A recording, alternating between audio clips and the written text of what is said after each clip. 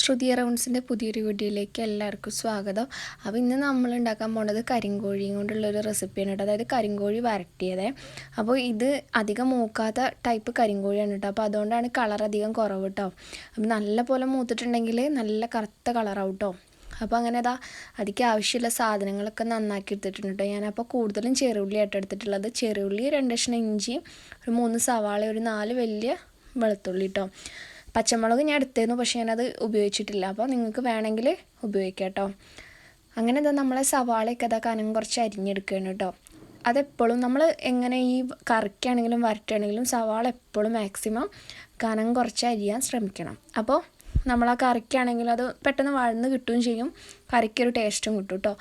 അപ്പോൾ അത് കഴിഞ്ഞപ്പോൾ പിന്നെ നമ്മൾ നേരത്തെ നന്നാക്കി വെച്ച ഇഞ്ചി, വെളുത്തുള്ളി, കുറച്ച് കുരുമുളകും കുറച്ച് പെരിഞ്ചീരകവും കൂടി ഇട്ടിട്ട് ഒന്ന് അരച്ചെടുക്കുകയാണ് കേട്ടോ.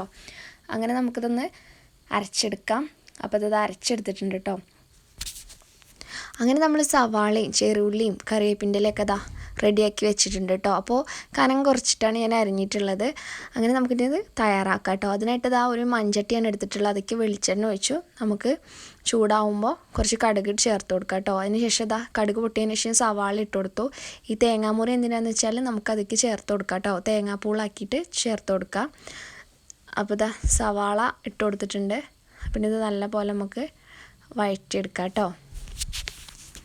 ഞാൻ മൺചട്ടി എടുത്തത് എന്തിനാണെന്ന് വെച്ചാൽ നമ്മൾ നാടൻ രീതിയിലല്ലേ വെക്കണത്. അപ്പോൾ അതുകൊണ്ടാണ് ഞാൻ മൺചട്ടി എടുത്തിട്ടുള്ളത് കേട്ടോ. അപ്പോൾ നമ്മളെ സവാള നമുക്ക് നല്ലപോലെ വഴറ്റി കൊടുക്കാം. അപ്പോൾ ഏകദേശം ആയപ്പോൾ ഞാൻ ആ തേങ്ങാക്കൊത്തും കൂടി അതിലേക്ക് ഇട്ട് കൊടുത്തു കേട്ടോ. തേങ്ങാക്കൊത്ത് ഇട്ടിട്ട് നമുക്ക് നല്ലപോലെ ഒന്ന് ഇളക്കിയെടുക്കാം. ഇതിപ്പോൾ ആയപ്പോൾ ഞാനിതിലേക്ക് ഇനി പൊടികൾ ചേർക്കുകയാണ്. അപ്പോൾ ആദ്യം മഞ്ഞൾപ്പൊടിയാണ് ഇട്ടത്, മുളക് പൊടി, മല്ലിപ്പൊടി. ഇനി നമുക്ക് ഇതൊന്ന് മൂത്തതിന് ശേഷം നമ്മൾ നേരത്തെ തയ്യാറാക്കി വെച്ച പേസ്റ്റും കൂടി ചേർത്തൊന്ന് മൂപ്പിച്ചെടുക്കാം കേട്ടോ. അപ്പോൾ എപ്പോഴും മുളക് പൊടി കുറച്ച് ചേർത്താൽ മതി, കാരണം നമ്മളിതിൽ കുരുമുളക് പൊടി ചേർത്തിട്ടുണ്ട്. കുരുമുളക് അരച്ചാണ് ചേർത്തിട്ടുള്ളത്. അപ്പോൾ അത് ഓൾറെഡി എരിയുള്ളതാണല്ലോ. അപ്പോൾ ഇത് വഴഞ്ഞതിന് ശേഷം പിന്നെ ഉപ്പ് ചേർത്തിട്ടാണ് പിന്നെ നമ്മൾ ആ മിക്സീൻ്റെ ജാറിലുള്ള അരപ്പ് കൂടി കുറച്ച് വെള്ളം ഒഴിച്ചിട്ട് ഒഴിച്ചു കൊടുത്തു കേട്ടോ. പിന്നെ നമ്മളെ കരിങ്കോഴി നമുക്കിനി ഇതിലേക്ക് ഇട്ട് കൊടുക്കാം. അപ്പോൾ ഇത് ഇട്ടതിന് ശേഷം നമുക്ക് നല്ല പോലെ ഒന്ന് യോജിപ്പിച്ച് കൊടുക്കാം കേട്ടോ. അങ്ങനെ ഇത് അടച്ചു വെച്ചൊന്ന് വേവിക്കാം.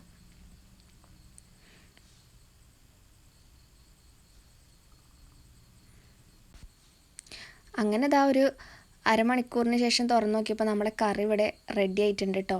അപ്പോൾ നല്ല പോലെ തിളച്ചിട്ടുണ്ടെങ്കിൽ നമുക്കിതൊന്നും ഇങ്ങനെ വറ്റിച്ചെടുക്കാം. അപ്പോൾ ഇത് വറ്റിച്ചെടുത്തപ്പോൾ ഇങ്ങനെ ഒരു തിക്കായിട്ടുള്ള ഗ്രേവി ആയിട്ടാണ് കിട്ടിയിട്ടുള്ളത്.